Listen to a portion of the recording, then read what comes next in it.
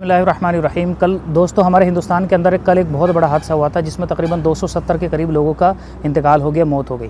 ये कहाँ हुआ था, कैसे हुआ था, क्यों हुआ था, इसके रीज़न क्या है, वो सारी चीज़ें इस वीडियो के अंदर समझाने वाला हूँ। आप इस वीडियो को मुकम्मल देख करके जाना। ये देखो हमारे सामने भारत का नक्शा है। इस भारत के नक्शे के करीब में ये पाकिस्तान है। यहाँ पर पश्चिम के अंदर ये गुजरात का इलाका है। गुजरात में पड़ता है अहमदाबाद। इस अहमदाबाद के अंदर पड़ता है एक एयरपोर्ट जिसका नाम है सरदार वल्लभ भाई पटेल एयरपोर्ट, जिसका जो रनवे है 3500 मीटर से भी ज़्यादा का है। वहीं पर एक फ़्लाइट जिसका नाम था बोइंग 787, ये बोइंग जो है वहाँ की फ़्लाइट है, वहाँ की मतलब अमेरिका की, हमारा हिंदुस्तान वहाँ से ख़रीदता है, अभी भी वहाँ पर ऑर्डर दिए हुए हैं। तो वहाँ से ये जो था यहाँ से निकल करके जाने वाला था, कहाँ पर ये जाने वाला था आपका लंदन।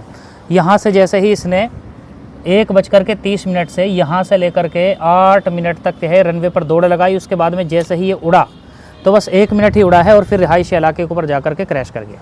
ठीक है, तो ये यहाँ से था, यहाँ से उड़ करके मतलब 1:39 फिर पूरी दुनिया के अंदर आपको पता है इसके बारे में सब कुछ फैल गया। इसके अंदर जो लोग थे तकरीबन 242 लोग थे, उसमें से 169 लोग जो थे वो हमारे हिंदुस्तान के थे, 53 लोग जो थे वो ब्रिटिश थे यानी कि ब्रिटेन के थे, 7 लोग पुर्तगाल के थे और एक इंसान कनाडा का था। इसमें तकरीबन सभी की मौत हो गई है। सिर्फ एक आदमी बचा है, वो भी जो हवाई जहाज़ का जो इमरजेंसी गेट होता है उससे कूद गया था और फिर इसका ऑल्टीट्यूड वो जो था वो भी बहुत ज़्यादा नहीं था और वो सुरक्षित जगह पर गिर गया, उसको हाथों हाथ अस्पताल में ले गए तो बहरहाल वो बच गया है। बाकी तो तकरीबन सबका ही इंतकाल हो गया।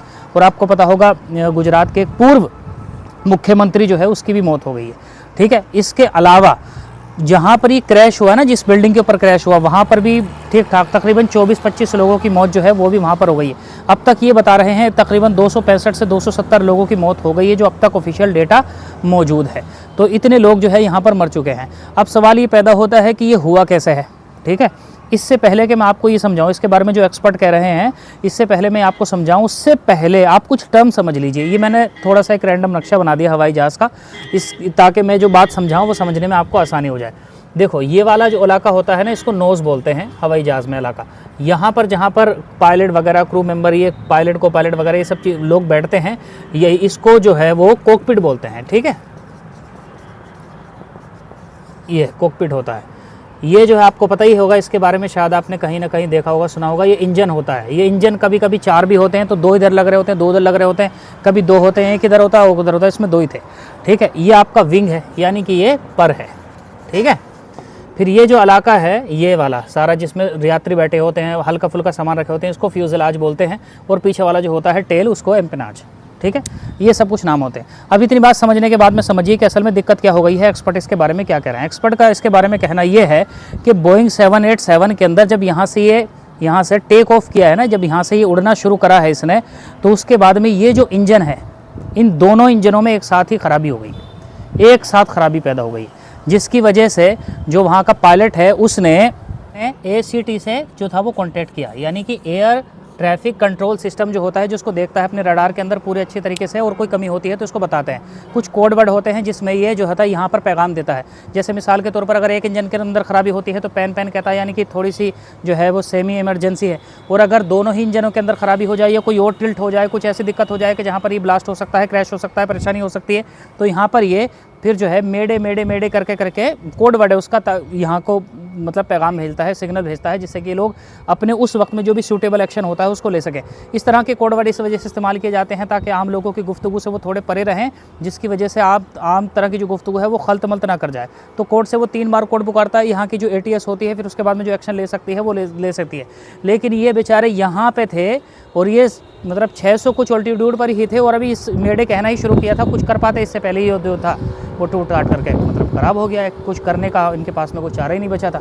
तो इस तरीके से टूटा। अब इसके पीछे रीज़न क्या है, इंजन ख़राब होना बता रहे हैं। कुछ लोग कह रहे हैं कि ये जो इंजन है इसके अंदर बर्ड घुस गए थे, मतलब पक्षी जो थे वो टकरा गए थे, बर्ड स्ट्राइक हो गई थी, इसकी वजह से दोनों में एक साथ ही हो गया। इसीलिए तो 2-3 बल्कि 4-4 लगा देते हैं, ताकि एक में अगर ख़राबी हो तो दूसरा चलता है, तीसरा चौथा ये सब चलते रहें, तो ज़्यादा थे। तो अब अभी तो संभावनाएँ हैं।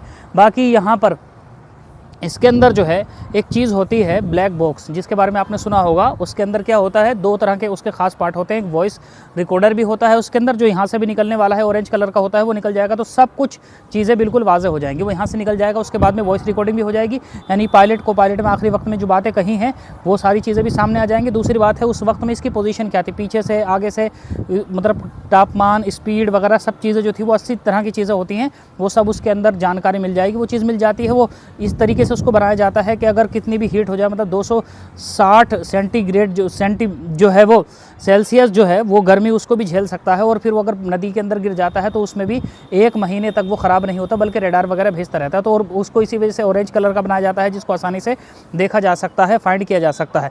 तो जैसे ही वो हाथ आ जाएगा ब्लैक बॉक्स, उसके बाद में फिर ATS वगैरह ये सब चीज़ें जो है वो खोल करके रख देगी। क्या इसके पीछे रीज़न था, उसकी वजह ये होती है जो इसके अंदर ब्लैक बॉक्स लगाया जाता है, क्योंकि आमतौर पर जब प्लेन क्रैश होते हैं तो उम्मीद ही नहीं होती किसी के बचने की, वो जो बताए बाद में ये हुआ था ये हुआ था।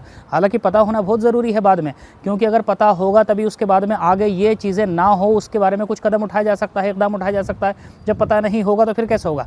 तो ये इसलिए होता है ताकि जब इसके बारे में जब पूरी तरीके से जानकारी ली जाए, इसके बारे में सर्वेक्षण किया जाए और आगे इस तरह की हरकतें जो है वो ना हो, इस तरह के कुछ हादसात ना हो, क्योंकि करोड़ों रुपए खर्च हो जाते हैं उसमें। उसकी वजह यही है क्योंकि भाई एक एक ज़िंदगी बहुत कीमती होती है, और प्लेन क्रैश के अंदर तो एक साथ में इतनी सारी ज़िंदगी ख़त्म हो जाती है। तो 270 के करीब ज़िंदगी है तो इसमें अब ख़त्म हो गई। और जो हाल हुआ है वो हो लाशों का मतलब DNA तक मैच करने पड़ गए, क्योंकि टुकड़े टुकड़े मिले हैं। इधर हार्ट का टुकड़ा मिल गया, इधर उंगली का टुकड़ा मिल गया, इधर कान का टुकड़ा मिल गया।